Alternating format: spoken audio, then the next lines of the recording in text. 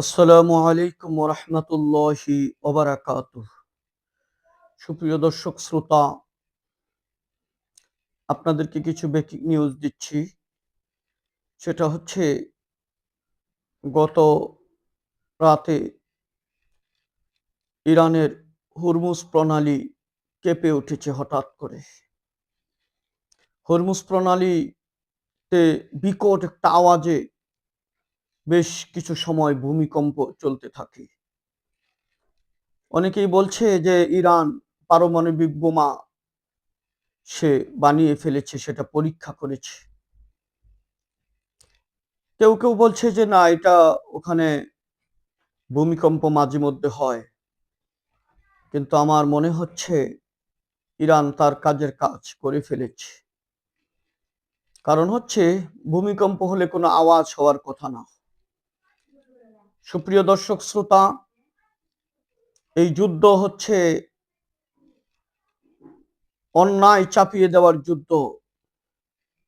গোটা দুনিয়ায় আমেরিকা যে নির্লজ্জ বেহায়াপানা তারা পেশ করছে, বিনা অপরাধে।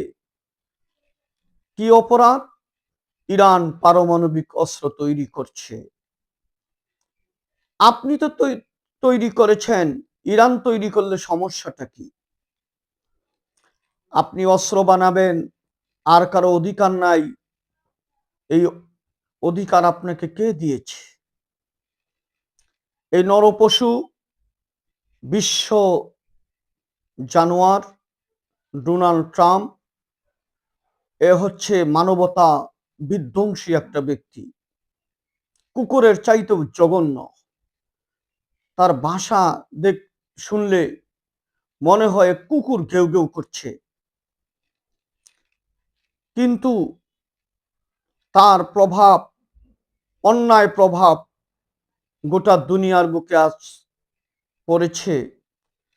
একটা মানুষের সাহস নেই কিছু বলার। এই বিশ্ব রাজনীতি আজ মানবতার বিপক্ষে চলে যাচ্ছে।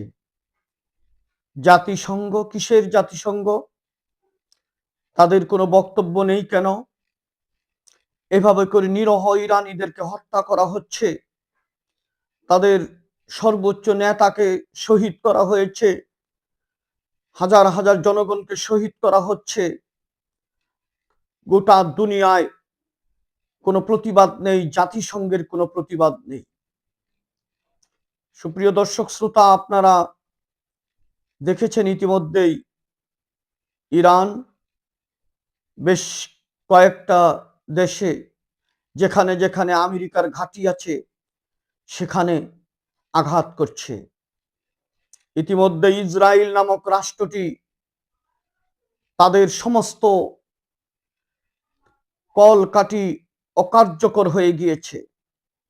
অকার্যকর হয়ে গিয়েছে তাদের আকাশ প্রতিরক্ষা ব্যবস্থা। আমেরিকার সেই আকাশ প্রতিরক্ষা ব্যবস্থা সব ধ্বংস হয়ে যাচ্ছে। আরব রাষ্ট্রদেরকে একটু অনুরোধ করব, একটু সুযোগটা কাজে লাগান। ৬৭ সালে ইসরায়েলের সঙ্গে যুদ্ধ করে হেরে গিয়েছিলেন। এখন ইরান যে পরিস্থিতিতে এনেছে, আপনারা একটু দাঁড়িয়ে যান, গোটা বিশ্ব মুক্ত হয়ে যাবে। একটু যদি সবাই দাঁড়িয়ে যান, মানচিত্র থেকে ইসরায়েল হারিয়ে যাবে। উত্তর কোরিয়া বলেছে, একটা খ্রিস্টান রাষ্ট্র, অমুসলিম রাষ্ট্র উত্তর কোরিয়া বলেছে, ইরান যদি আমাদেরকে অনুমতি দেয় তাহলে আমরা তাদের সঙ্গে যুদ্ধে নামব। উত্তর কোরিয়া বলেছে, আমার কাছে এমন একটি বোমা আছে, যে একটি বোমা ছেড়ে দিলে ইসরায়েল বিশ্বের মানচিত্র থেকে হারিয়ে যাবে। আপনাদের লজ্জা হয় না?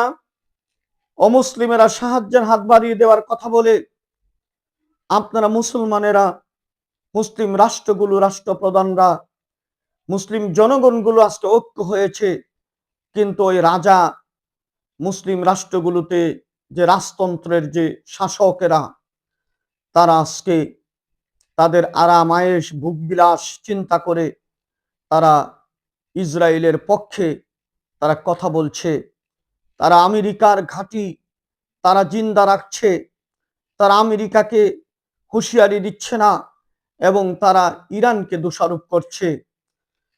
আপনারা দোয়া করেন আল্লাহর কাছে, আল্লাহ এই পরিস্থিতিতে যদি আল্লাহ এই পরিস্থিতিতে আল্লাহ পাক রব্বুল আলামিন কি রেখেছে আমাদের জানা নেই, তবে ইরান যদি পরাজিত হয় তাহলে দাজ্জাল এসে যাবে। দাজ্জাল আসার ধ্বনি পাওয়া যাচ্ছে।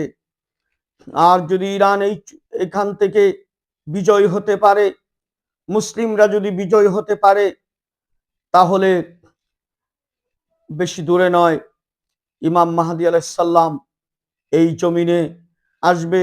গোটা দুনিয়ায় কোরআনের রাজ কায়েম হবে, ইসলামের পতাকা উড়বে।